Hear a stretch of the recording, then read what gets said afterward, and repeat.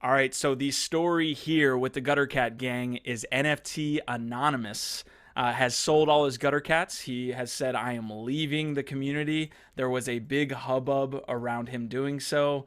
He claimed that the Gutter Cat community is toxic, amongst other things, which we'll show you here in a second. But I'll let Ronan take this one away. What did you make of NFTs Anonymous kind of coming out and saying that he was leaving the community and that Gutter Cats was essentially toxic?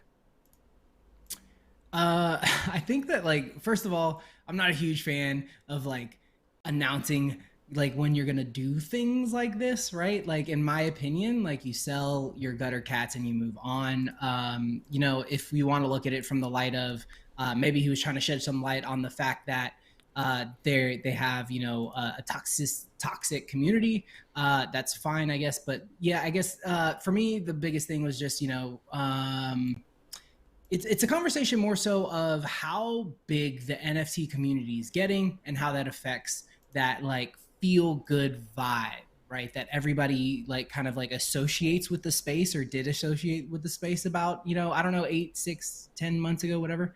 And I think that like for me, it's more of a conversation of, we are getting to a point where culture is permeating NFTs, right? And along with that, I think does come things like toxic community members and toxic communities and spaces of the internet and the industry that maybe not so welcoming, right, to everyone, whether that's based on their race or their sex or whatever, right? Like I think that there's a lot of these things that we talk a lot about in the Web 2 world that we don't want in the Web 3 space.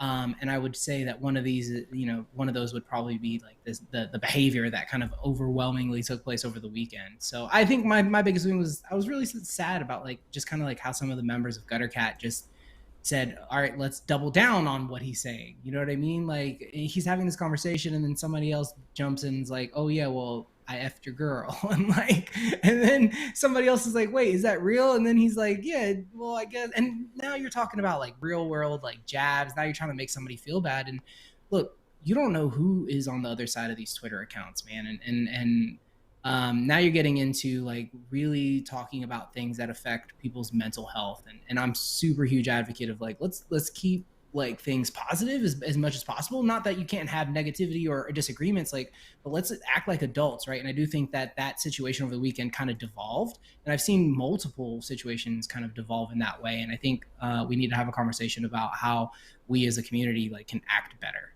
I think the toxicity thing is something you see in a lot of different communities. A lot of different communities fail because of that, I think, especially when it overwhelms the place.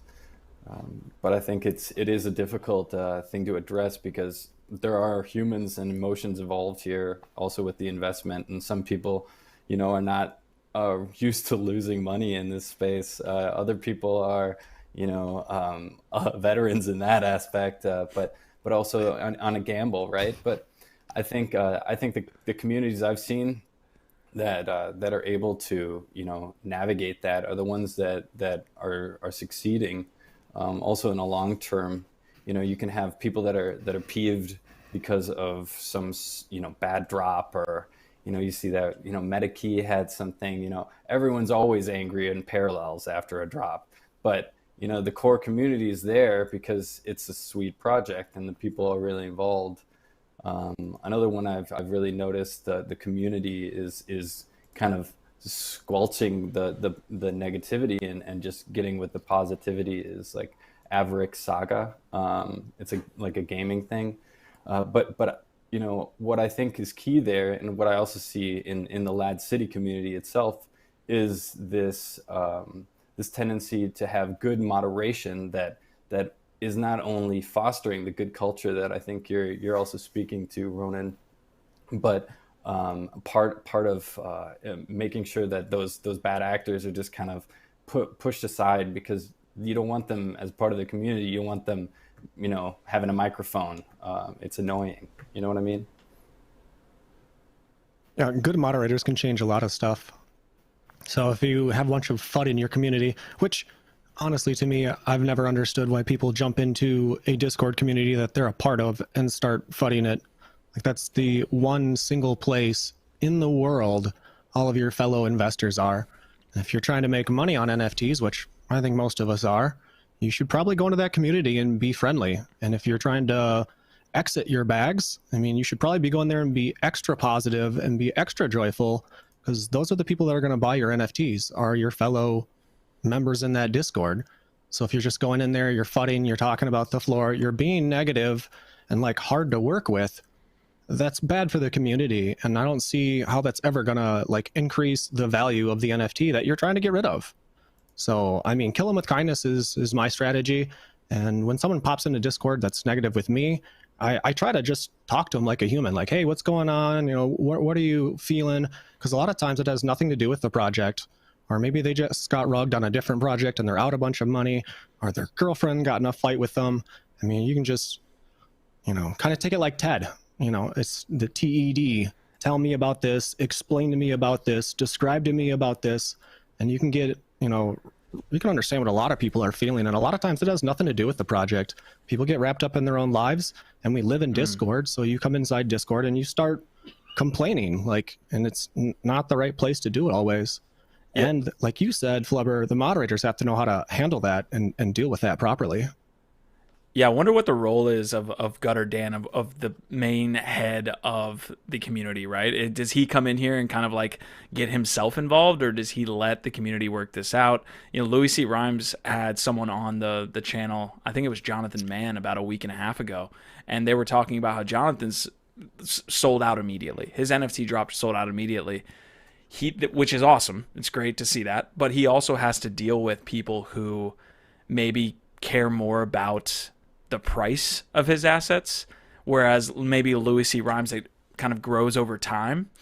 His drop doesn't have as many people in the Discord kind of complaining about the price of the asset. Those people are there to, you know, be there, which I think is an interesting piece. I feel like in a lot of these blue chip communities, you probably have some people that maybe bought in at 90 ETH and now it's at 80, and you have these situations occur. So I don't know. I'll throw that out there. Like, what is Gutter Dan's kind of piece here, Ronan? In my opinion, like, good leadership is always needed, right? Like, and if you are constantly coming out and publicly kind of being like, I'm the dude, I'm Gutter Dan, like I'm the guy who like runs like the Gutter Cat gang, right? Like I'm the guy who's throwing the parties, I'm the guy who's like in the videos, then you should probably step in and be the guy who leads when like the community's split, right? Like especially when the community's split down the middle. And I think that yeah, the responsibility really does fall on leadership. And I really feel like in these cases, we would see a lot more of like leadership step up and kind of have these conversations and say like, you know, look, like this is getting like, for me, like Gutter Dan could have been like, hey, this doesn't need to get personal. Like we understand, like you don't feel the vibes of the community. We respect that. You know, please like feel free to list your stuff how you feel. And as far as like the community side is concerned, like he was not happy with that. It's fine. He's not our vibe. He's not our tribe. We can let him move on peacefully. We don't have to get personal, right? Like it doesn't need to be what it devolved into. And I think that's where it's like you get this like snowball effect that takes place in these communities. And a lot of it, to the point of chat, right, it's so intertwined in and money and making money. And so people like are really tied to that. And, you know, to Savage's point, like what if dude just lost, you know, bought at the top of some project that's totally tanked and he's down 50 grand and like he's having a really crappy day. Right. So all these things affect people and they affect them very deeply. And it's weird because we're in this digital space where you can't see the people that you're talking to and you can't see the people that you're like, you know, conversing with. And so it's difficult. And I think that we have to navigate it like really like carefully, but I do think like, yeah, you need leadership to step up and kind of lead the way. And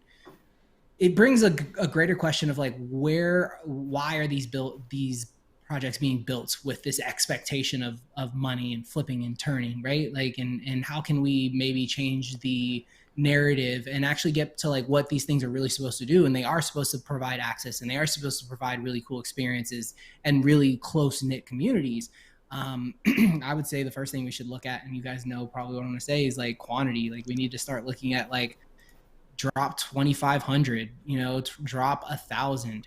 Like start your community off with like the respectful amount of people that can converse with each other in a Discord without it turning into a shit show.